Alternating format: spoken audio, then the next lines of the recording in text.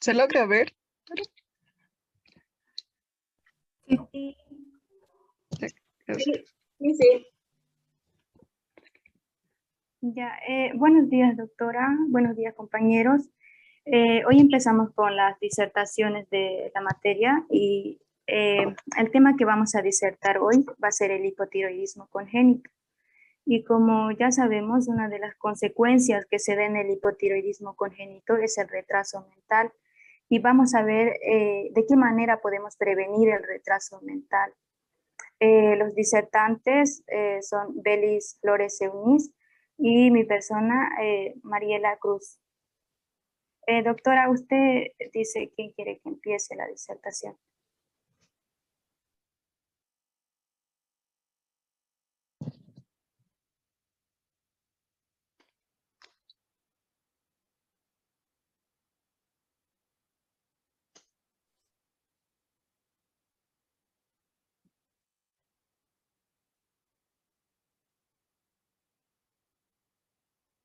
Perdón, Belis, que empiece, por favor. Apague mi micrófono. ya, ya, está bien. Bueno, entonces vamos a empezar a hablar un poco de la introducción del hipotiroidismo congénito.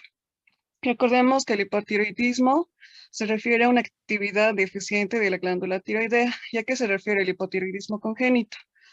¿A qué sucede? De que el recién nacido nace sin la capacidad de producir en cantidades normales la hormona tiroidea.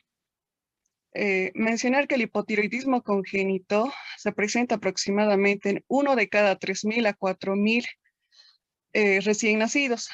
Y su importancia es del hipotiroidismo congénito debido a que las hormonas tiroideas son muy importantes para el desarrollo del cerebro del bebé, así como también para el crecimiento. Y por lo tanto, su presencia va a llegar a producir complicaciones, principalmente que van a afectar la discapacidad, que van a llegar a producir discapacidad intelectual y van a llegar a producir un retraso del crecimiento. Ahora, ¿cómo definimos el hipotiroidismo congénito? Definimos de que es la disminución congénita de la actividad biológica tisular de las hormonas tiroideas por producción deficiente a nivel ¿de qué lugares? Recordemos del eje hipotálamo hipófisis tiroideo. Ya sea, va a haber una déficit en la producción de las hormonas a nivel de la glándula tiroidea, ya sea a nivel de la glándula hipofisiaria o pituitaria o a nivel del hipotálamo. Por lo tanto, y también una resistencia a nivel de los órganos periféricos que van a llegar a producir una resistencia de las hormonas tiroideas. Por lo tanto, el hipotiroidismo congénito se ha clasificado en 4 tipos, que es el hipotiroidismo primario, secundario, terciario y periférico. El hipotiroidismo primario es aquel que se va a originar debido a una deficiencia en la producción de las hormonas tiroideas a nivel de la glándula tiroides. El secundario es a nivel de la glándula hipofisiaria o pituitaria, este déficit en la producción de las hormonas tiroideas, o a nivel del hipotálamo, que sería el hipotiroidismo terciario. Y el hipotiroidismo periférico se refiere a la resistencia de los órganos a las hormonas tiroideas.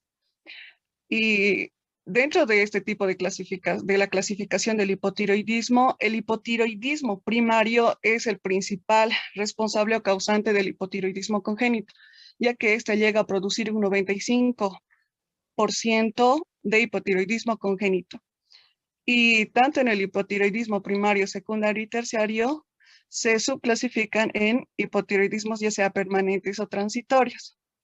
Permanente se refiere a aquellos de que a esa causa que se ha originado está presente, por la cual se va a llegar a producir el hipotiroidismo congénito, es decir, de manera permanente, como su nombre lo dice, pero es de manera y se refiere a que es transitoria cuando solamente por un determinado periodo de tiempo estas van a estar, las hormonas tiroideas van a estar disminuidas y posterior van a volver a la normalidad.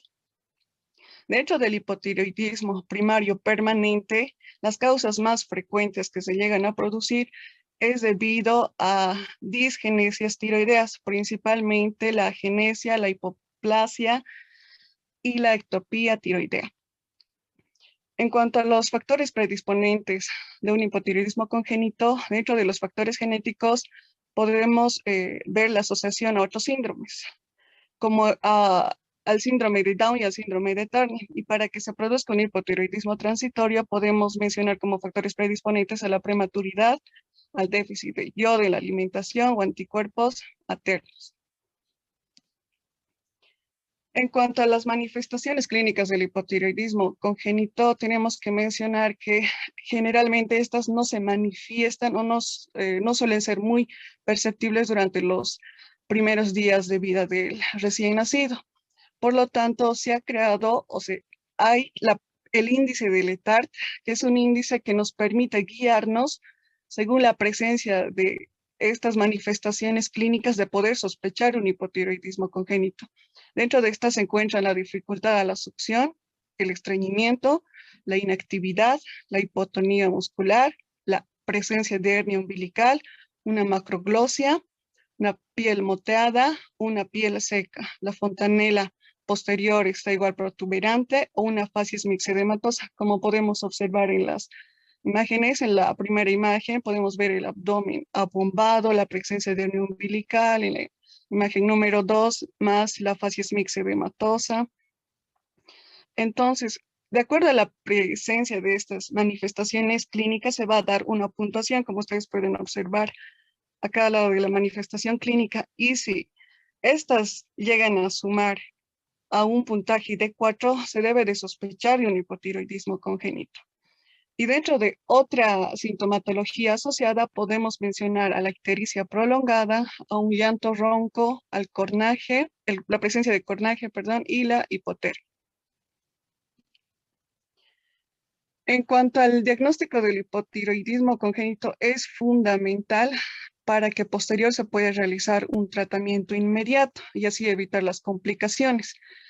El diagnóstico se va a dividir en se va a componer de 2 etapas. La primera etapa que se refiere a la prueba del tamizaje del hipotiroidismo congénito, que aquí nos va a permitir identificar al recién nacido si tiene el hipotiroidismo congénito. Y una segunda etapa que se compone de una determinación sérica hormonal de la TSH y de la T4 libre o total.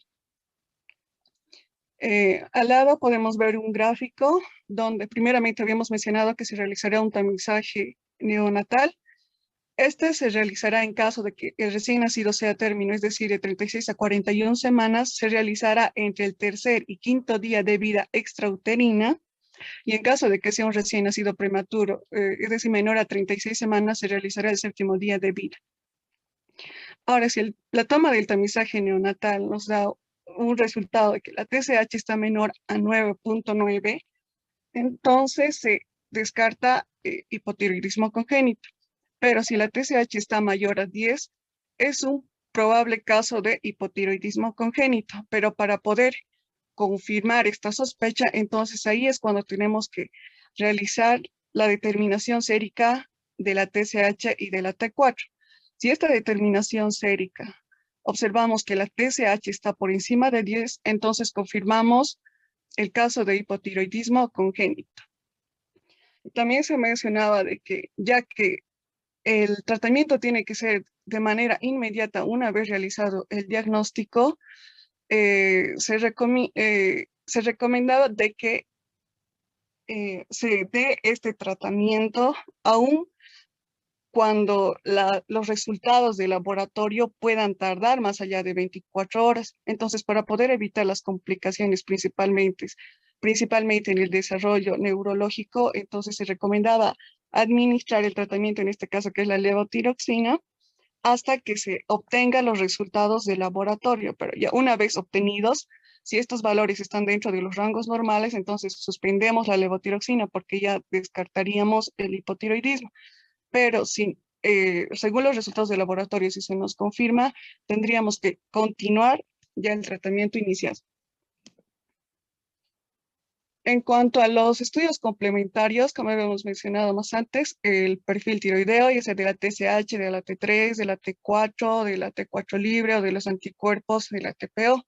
También podemos pedir una ecografía tiroidea, una gammagrafía con yodo 123 o tecnesio 99, una radiografía de rodilla para ver la maduración ósea. Por ejemplo, ¿cuál es la utilidad de pedir los anticuerpos antitiroideos, como la antitiroglobulina y la antiperoxidasa? Ya que estas nos aportan información para saber el diagnóstico etiológico del hipotiroidismo, porque recordemos que tenemos 4 tipos de hipotiroidismos congénitos. Y la ecografía tiroidea nos es útil porque nos permite evaluar el tamaño, la localización y las características de la glándula. La gammagrafía de yodo 123 y tecnesio 99 que permite observar la existencia o no de la glándula tiroidea, así como también su forma, tamaño y localización. La radiografía de las rodillas y el cálculo de superficie de la epífisis distal del fémur o proximal de la tibia, ya que nos sirven como un marcador de la intensidad prenatal del hipotiroidismo. Y el nivel sérico de la tiroglobulina es un marcador para ver si hay la presencia o no de la glándula tiroidea, ya que la ausencia de la tiroglobulina nos indicaría que hay una agenesia tiroidea, es decir, una ausencia de la glándula tiroides. Y dentro de otro tipo de estudios podríamos pedir un estudio de la audición, ya que el hipotiroidismo se relaciona a la sordera. Por lo tanto, es útil este estudio, el estudio cardiológico también por su relación a las alteraciones cardíacas que puede llegar a producir y la evolución neurológica para realizar una evaluación y seguimiento del neurodesarrollo del niño. En cuanto al tratamiento, dentro del tratamiento podemos mencionar medidas generales y medidas específicas. Dentro de las medidas generales, la orientación y educación a los padres sobre la enfermedad del hipotiroidismo congénito y la estimulación psicomotora del niño. En cuanto a las medidas específicas, el fármaco de elección en el hipotiroidismo congénito es la levotiroxina o la LT4, sintética por vía oral. Es importante recalcar o mencionar de que el tratamiento con la levotiroxina es ideal si este es tratado dentro de los primeros 14 días de vida extrauterina, ya que como habíamos mencionado que las complicaciones del hipotiroidismo congénito es el retraso mental, el tratamiento oportuno con este hace que el niño, por más que haya nacido con hipotiroidismo congénito, pero se le ha realizado un tratamiento oportuno, pueda llegar a tener el mismo índice de coeficiente intelectual que un niño que no haya nacido con esta patología. Por lo tanto, es muy importante el diagnóstico y el tratamiento de manera oportuna. Y como habíamos mencionado, la levotiroxina es el fármaco de elección y su dosificación depende a la edad del niño. Como ustedes pueden ver en la parte derecha de abajo, podemos ver las dosificaciones en relación a la edad, en este caso que va a ser se va a llegar al diagnóstico de hipotiroidismo congénito en el niño. Y la levotiroxina debe ser administrado una vez al día, 30 minutos después de la alimentación. Una vez administrar la levotiroxina, esperar 30 minutos después y recién el niño ya puede llegar a alimentarse. ¿Y cuál es el objetivo? De que llegar a los valores normales de los niveles de la T4 libre y de la TSH. Las dosis menores no consiguen estos objetivos, es decir, que según las dosis ya indicadas para el grupo etario, no tienen que ser alteradas ni en su valor máximo mínimo, porque no se llegaría a conseguir el objetivo, que es llegar a normalizar los niveles de T4 y TSH. El control evolutivo es en relación a la clínica y en relación al control de las hormonas tiroideas. Y el tratamiento con la levotiroxina, el hipotiroidismo congénito, tiene que ser de manera ininterrumpida durante los primeros 3 años de vida. ¿Por qué? Porque se ha visto que cuando el tratamiento se realiza en estos 3 años sin interrupción, asegura que la normofunción tiroidea y también hasta que se llegue a completar el desarrollo cerebral, evitando así las complicaciones. En cuanto al hipotiroidismo congénito, en relación al retraso mental, como había mencionado en principio, es muy difícil llegar a un diagnóstico de manera temprana debido a que las manifestaciones clínicas no llegan a ser perceptibles durante las primeras semanas de vida. Pero hay algunas señas que nos deben de llamar la atención para poder sospechar de un caso de hipotiroidismo congénito, como ser de que el bebé, aun cuando nace en un tamaño adecuado, pero este después tarda en su crecimiento. También podemos observar dificultades en cuanto a su alimentación, en este caso del bebé, en cuanto a la succión, alteraciones, dificultades en la respiración, vamos a ver una macroglosia, una lengua grande. Generalmente el niño casi no se mueve y la mamá recién tiende a sospechar de que el niño le pasa algo a nivel a nivel de la tercera o el sexto mes de vida, porque el bebé pareciera, no sé, inmóvil, eh, pareciera torpe, como si no le importara el entorno. Entonces, como ustedes pueden ver, generalmente se puede llegar a darse cuenta de las manifestaciones que puede llegar a presentar el bebé a tiempos muy tardíos, por lo que esta tiende a que el niño más después ya presente las complicaciones. En Doctora, cuanto, ¿quiere que continúe o seguirá mi compañera, doctora?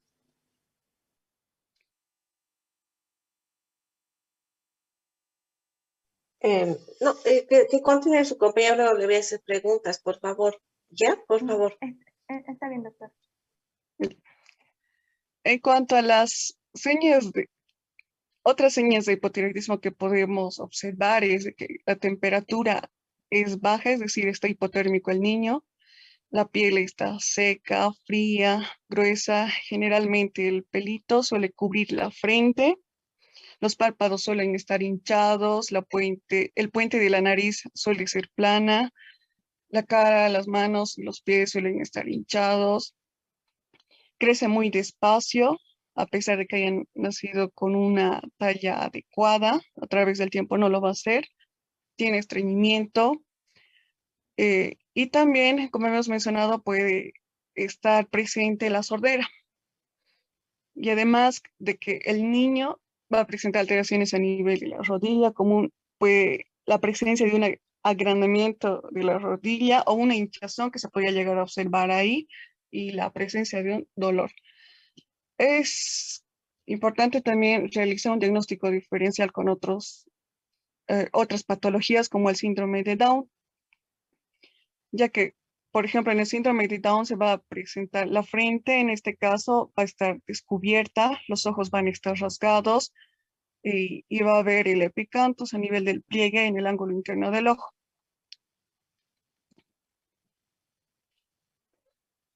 El objetivo principal del hipotiroidismo congénito, tanto en su diagnóstico y tratamiento, es que evitar el daño neurológico, la morbimortalidad y las posibles discapacidades que se pueden llegar a asociar. Y es importante mencionar de que las pruebas de cribado neonatal no son procedimientos de diagnóstico, sino que estos, como habíamos mencionado, nos permiten sospechar de un caso probable de hipotiroidismo congénito y que realmente nos va a confirmar la presencia del mismo es un perfil tiroideo, donde vamos a observar que la TSH está por encima de 10. En cuanto a la realización del tamizaje neonatal, aquí podemos observar una imagen en el lado derecho como una parte del procedimiento que se llega a realizar para poder llegar a realizar el cribado de hipotiroidismo congénito, donde se obtiene sangre capilar por punción del talón del recién nacido. Y aquí recalcar nuevamente de que la sospecha de la enfermedad se la realiza cuando el valor está por encima de 7 o 10 de los valores de la TSH. El nivel de la T4 libre está habitualmente descendido y de la TSH estará siempre elevado.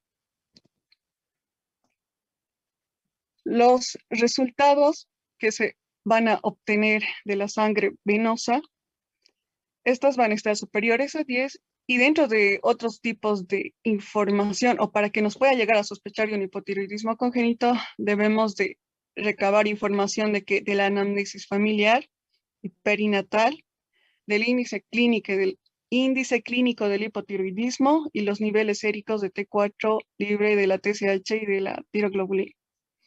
Y también hay situaciones especiales en las que se recomienda realizar muestras seriadas de la TSH en la segunda o cuarta semana. Esto se los va a realizar en qué casos, cuando el recién nacido tenga menor a 30 semanas de gestación, si el recién nacido tenga un peso igual o inferior a 1.500 gramos, o si se ha realizado la utilización de antisépticos yodados durante el parto, o neonatos con síndrome de Down en caso de partos múltiples, o en los neonatos ingresados a unidades de cuidados intensivos, o en la utilización de catéteres cardíacos. Dentro del hipotiroidismo congénito mencionemos que dentro de los elementos fundamentales para el tratamiento del mismo es uno, iniciar un tratamiento precoz; dos, administrar la dosis inicial adecuada según la edad; tres, conseguir un correcto equilibrio terapéutico mediante un riguroso control evolutivo, ya que tanto la dosificación y el nivel de las hormonas tiroideas van a diferir en relación a la edad. Y dentro de las complicaciones, retraso mental, retraso del crecimiento, derrame pericárdico, anemia severa y en los casos graves, cretinismo. Dentro de las medidas preventivas, tenemos el tamizaje neonatal, ya que a todo recién nacido se le debería de realizar para poder prevenir las complicaciones que son a largo plazo, el retraso mental o las secuelas neurológicas que va a llegar a producir la enfermedad. Y la ingesta de yodo en aquellos lugares donde hay una deficiencia del mismo. Eunice, ahí ya terminó. Sí. Bien. Voy a hacerles unas cuantas preguntas, por favor. Usted me ha mencionado hipotiroidismo primario, secundario, bueno, terciario y... Doctora, perdón, pero se escucha suavito su voz. ¿Ahora me escuchan mejor? Hola, Sí, ¿me sí, escuchan? doctor, sí, doctora, se escucha bien. Después me ha llamado y se me ha perdido la señal. Usted me ha mencionado hipotiroidismo primario, secundario y terciario. En nuestro medio, ¿cuál es el más frecuente y por qué?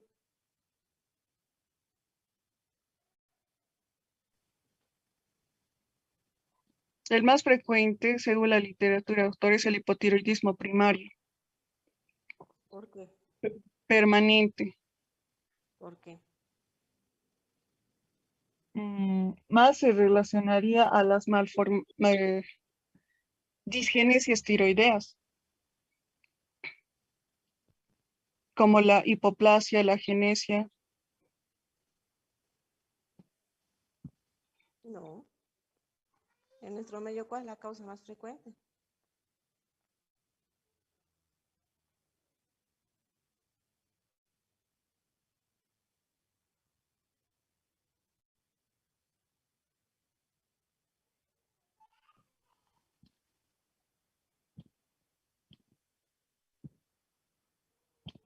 Doctora, según la literatura, como le menciono, leí eso y en Bolivia busqué información, pero no la hallé con exactitud.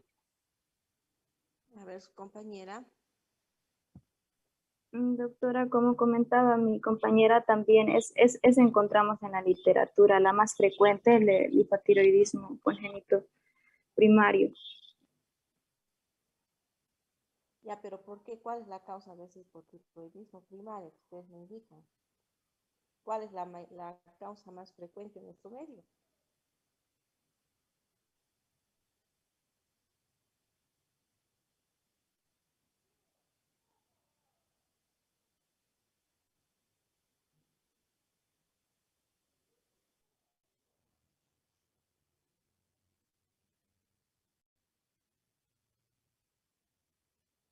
¿Cuál sigue siendo la causa más frecuente en nuestro medio de hipotiroidismo? Todavía, lamentablemente, seguimos con lo mismo. Doctora,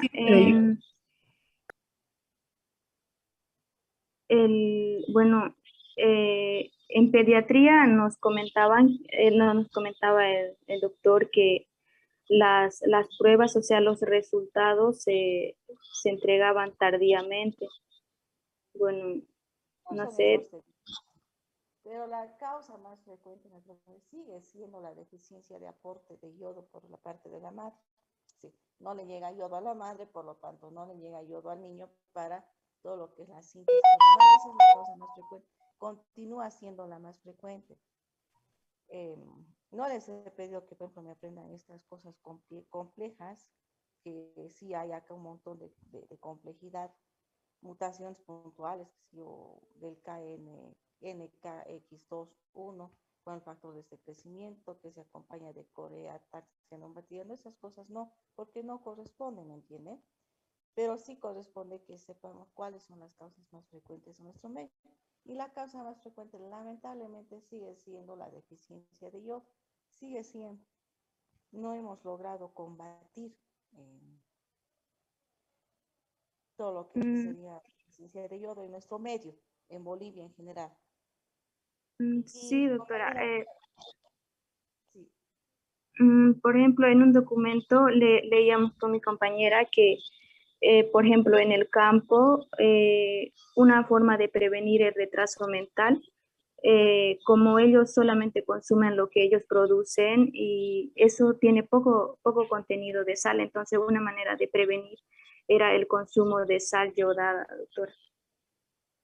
En realidad, en el programa nacional está aporte de sal yodada, en el programa nacional, pero no se llega con la sal yodada, lamentablemente, porque viene pues expuesta al sol, a la humedad, en bolsas transparentes. Entonces la sal que consumimos no tiene suficiente yodo, tiene poco, nada.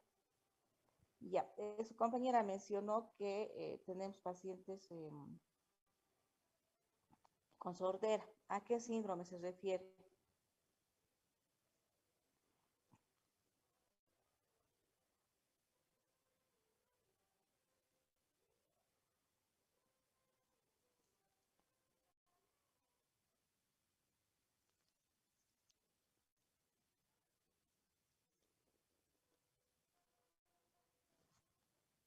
¿Qué síndrome se caracteriza por hipotiroidismo, bocio y sordera congénita? Usted ya lo conoce, ya se los mencioné. El síndrome de Pendred. El de Pendred. Si nosotros no tendríamos el laboratorio para hacer el tamizaje de TSH, de hecho lo tenemos porque se ha aprobado el 96 y es por ley, y si nosotros no hacemos, obviamente entramos en delito y somos sujetos de juicio por mala praxis, todos, internos, residentes, médicos, todos entran en el bolso de que si nos olvidamos hacer la prueba de TSH, obviamente estamos incumpliendo una ley. Pero si en el teórico caso o en una comunidad muy lejana no tenemos el tamizaje con TSH, ¿cómo podríamos sospechar la presencia de hipotiroidismo congénito para luego remitirlo? Obviamente al centro donde tengamos o contemos con el tamizaje de TSH.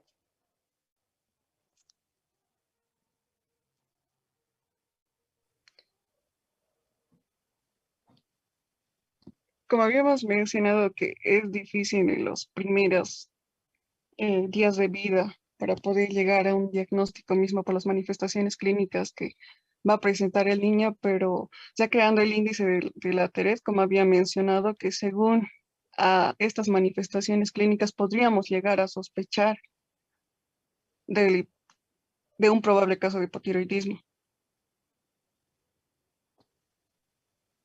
Con la clínica. A ver, Sí. háganos, por favor. Macroglosia, una cara mixedematosa como la cara hinchada,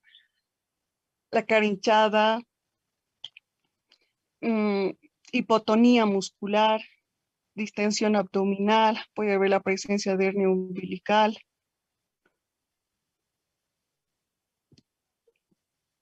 La piel va a estar seca. ¿Eso, doctora? Pero a la madre está bien, todo eso le va a alertar, pero ¿qué más le va a llamar la atención a la madre? ¿Qué le puede llamar la atención a una mamá que recién tuvo su bebé? A que va a tener dificultad en cuanto a su alimentación y la succión. ¿Sí? Y eso debido a qué. A la hipotonía. ¿Y a qué más?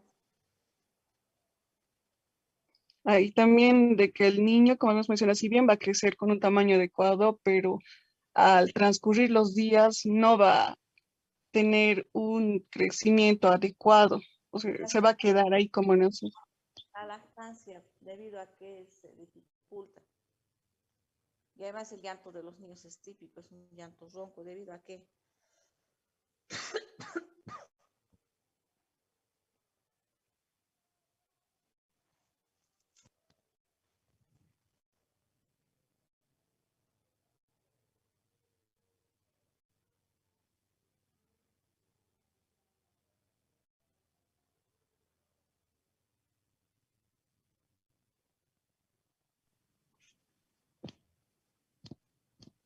Quizá el llanto va a ser ronco debido a que como el niño no va a poder alimentarse, entonces ¿por qué se el, debe?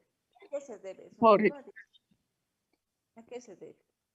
Las dos, ustedes dos tienen que dar el tema, por favor, explíqueme, ¿a qué se debe? Es que son cosas bien sencillitas, fáciles, y es por lógica nada más.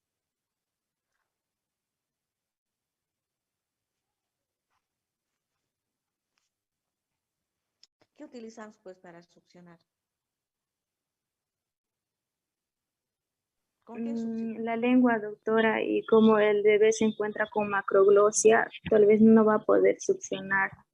Contenido que continente entonces o de dificulta y ese mismo edema, ese mismo exedema, esa alteración en toda esta parte de la vía respiratoria y demás hace que el llanto sea típico, es típico y eso se debe al exedema.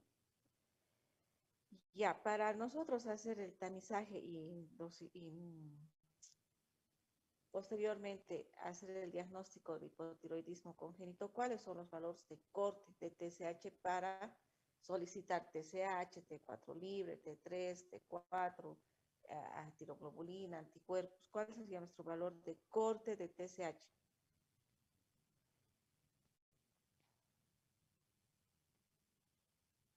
si es, si es mayor a 10, o sea, 10, Como TSH. mayor a 10 el diagnóstico. ¿Cuál es el valor de corte? En cuanto sospechamos que ya tendríamos que hacer sí o sí, eh, seguir con las siguientes pruebas.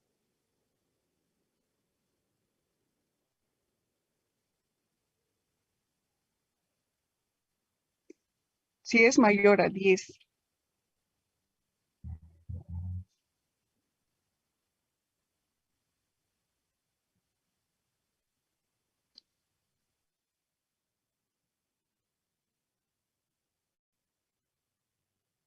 No toman en cuenta los subclínicos, entonces.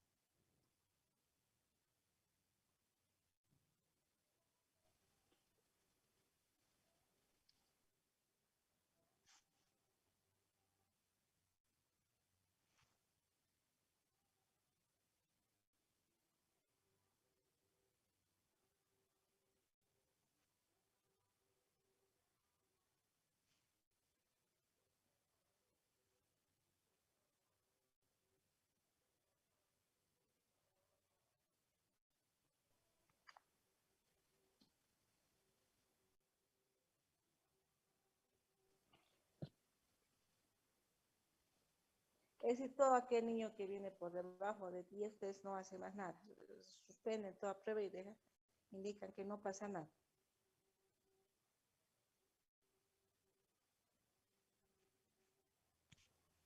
se debería de sospechar. Por eso, ¿cuáles son los valores de corte? de 5 a 10. Por encima de 6 en general, en la bibliografía en general está descrito que deben hacer un nuevo dosaje de hormonas tiroideas confirmatorias a las 6 semanas, por lo menos. A las 6 semanas de recién nacido, para obviamente reconfirmar la presencia o no de hipotiroidismo congénito subclínico, en este caso estamos hablando. Ya, si yo tengo las pruebas de TSH confirmatorias de hipotiroidismo, ¿cuál es el siguiente paso? Yo tengo un TSH en el rango diagnóstico por encima de 10 o por encima de 20. Obviamente, si está por encima de 40, no hay duda, es un hipotiroidismo definitivo y es de por vida el tratamiento. En los otros, a menos de que tengo que buscar las causas, en estos otros pacientes con una TSH mayor a 10, que seguro me van a dar T4 libres bajas, ¿cuál es el siguiente paso diagnóstico?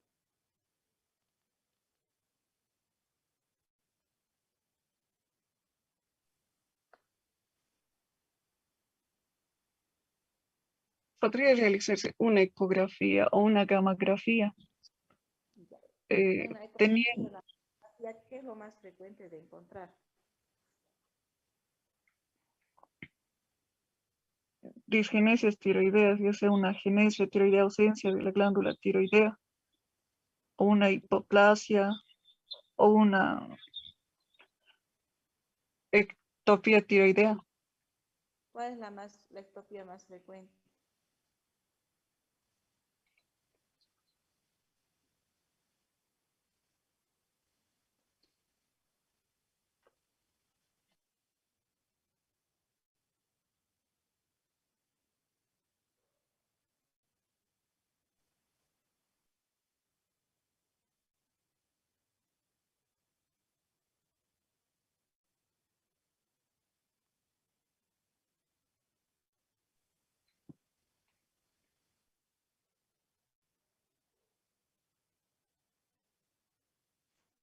Y en la gamografía, ¿cuál es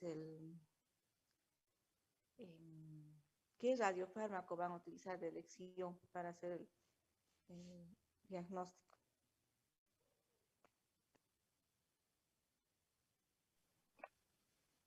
Yodo 123. No, si es yodo 123, tiene acción como todos radiofármacos. ¿Cuál es menos lesivo? El tecnesio El 99. tecnesio 99, doctora. El yodo 123. Les he hecho la anterior pregunta, por favor, contésteme. ¿Cuál es la más frecuente? En el desarrollo, nada más acuérdense el desarrollo. ¿De dónde viene la tiroides? Por eso es que cuando han hablado de hipotiroidismo congénito, no es solamente ver, agarrar una literatura X y que aprenderla de memoria, les vuelvo a repetir. Preparar un tema es repasar todo. Aunque no hablen todo, aunque no tengan que exponer todo, tienen que repasar si es congénito desde biología un poquitito, ¿no? Ver cómo se desarrolla la tiroides, de dónde, cómo mira, cuándo comienza a funcionar, cuándo comienza su síntesis hormonal, qué podría actuar, porque ahí surgen las preguntas. ¿Dónde se alteraría la función, la producción, la formación? Todos surgen las preguntas si uno sabe. Pues es que hay que ir un poquito más allá. En todos los temas que ustedes preparen.